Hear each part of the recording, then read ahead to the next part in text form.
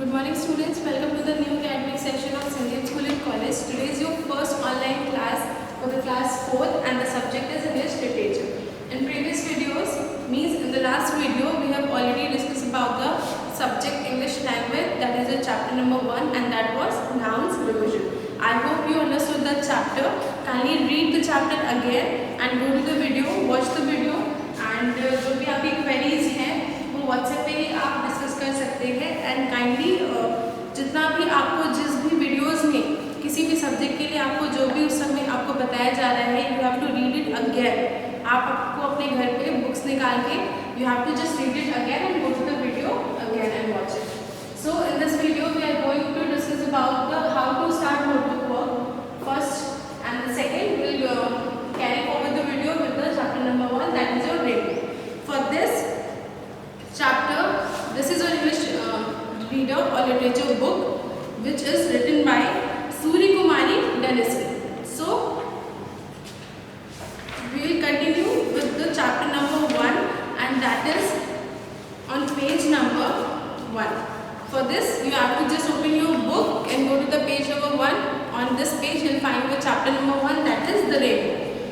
जैसे कि हेडिंग से ही हम लोग को पता चल रहा है इस चैप्टर में we are going to discuss about the rainbow, the beautiful picture of the rainbow which has the 7 colours. So before starting this chapter will know more about how to start the notebook work. जैसे कि आपने previous classes में और हमेशा से ये चीज़ें आपने फॉलो करी हैं. So this is a quick revision कि अगेन आपको क्लास 4 में भी नोटबुक वर्क कैसे लिखना है. For all the subjects, एक सब्जेक्ट के लिए नहीं है.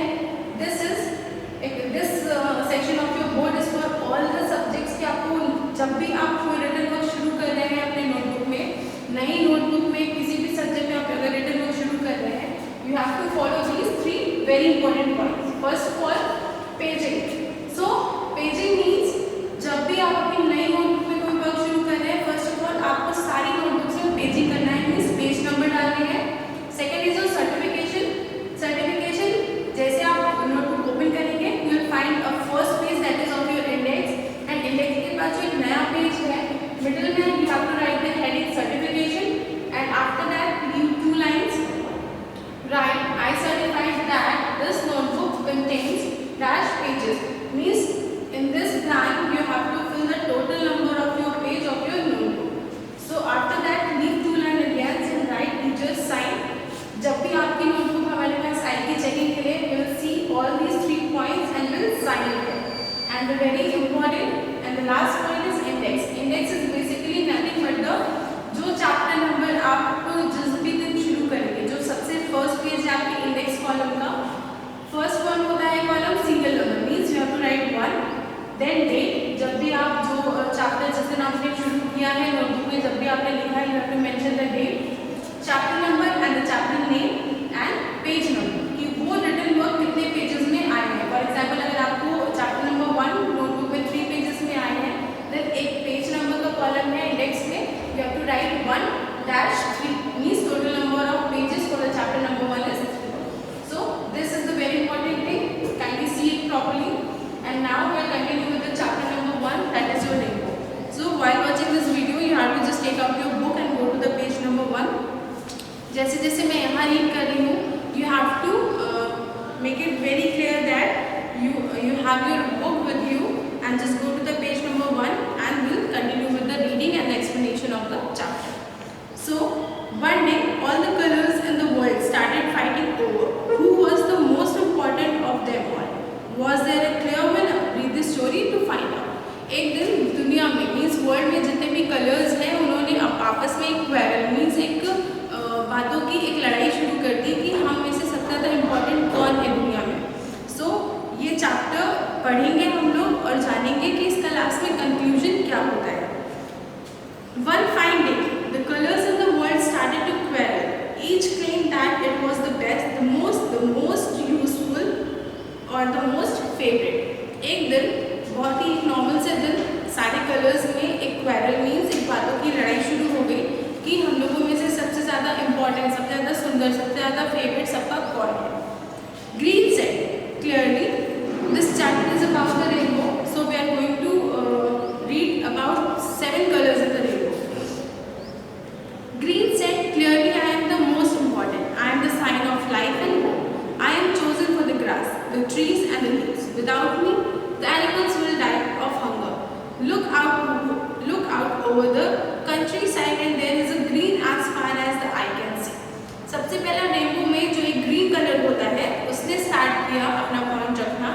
डेफिनेटली मैं बहुत इंपॉर्टेंट हूँ, क्योंकि green colour symbolises the trees, the grass and the leaves, जिसके लिए एनिमल्स के लिए ट्रीज बहुत ज़रूरी है, जो कि हर्बीवोरस, जो सिर्फ प्लांट्स खाते हैं।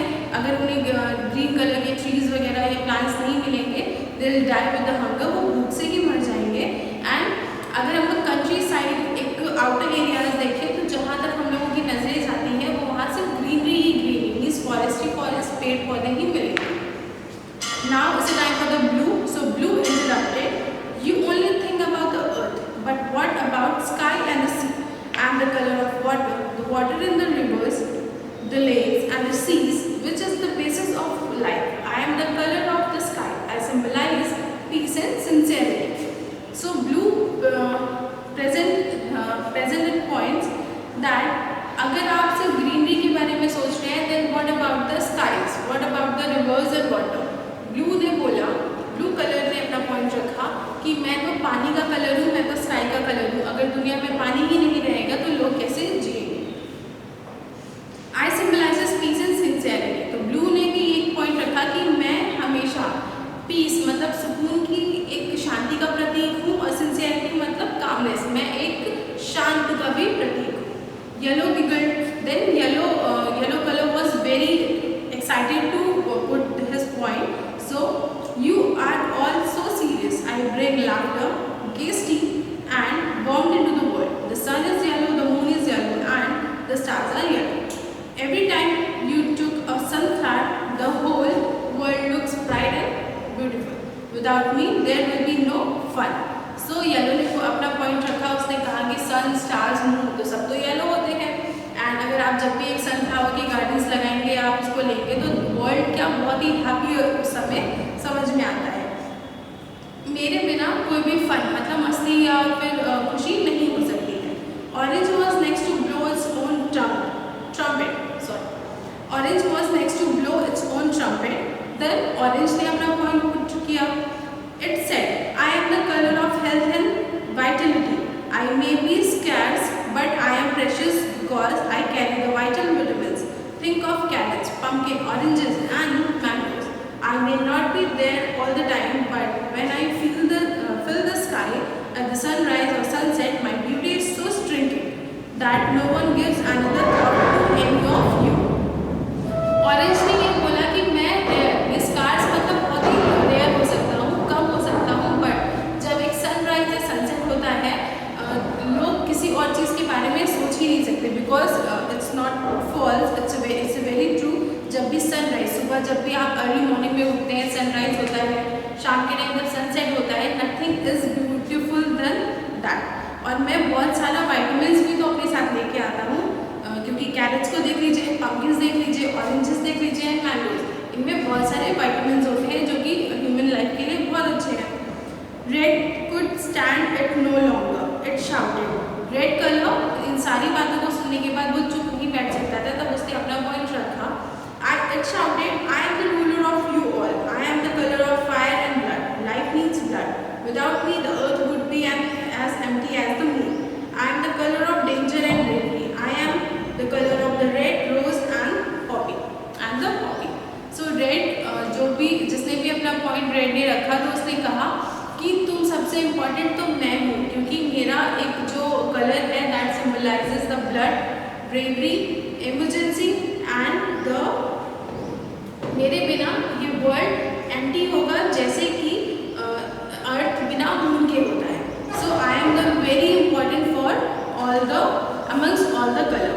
Now purple rose up to its full height, it was very tall and spoke with great pride. I am the color of royalty and power. Kings, chiefs and bishops have chosen me for it. I am the sign of authority and wisdom.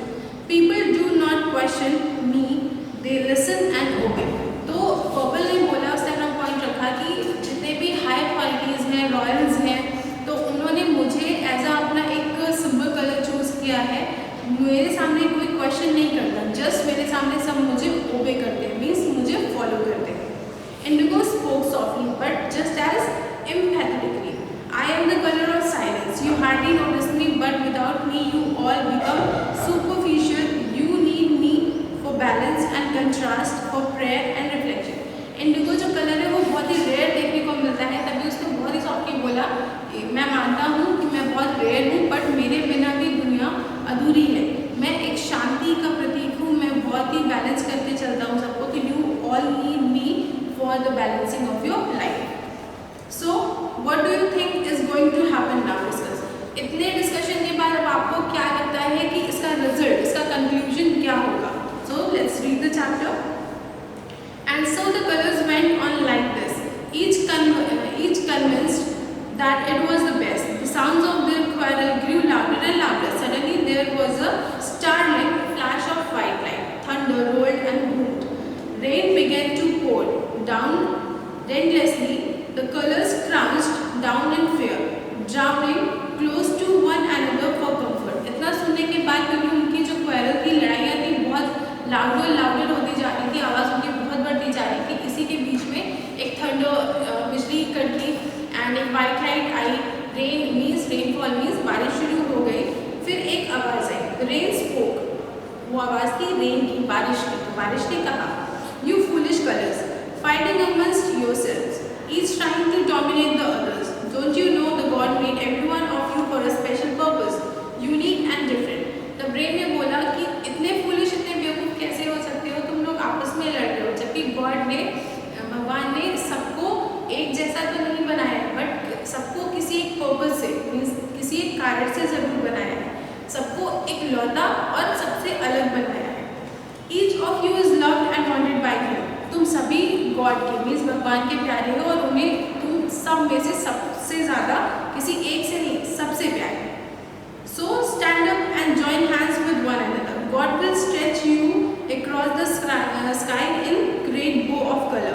This will be a reminder of His love for you all, and that you can live together in peace. A promise that He is with you and a sign of hope for tomorrow.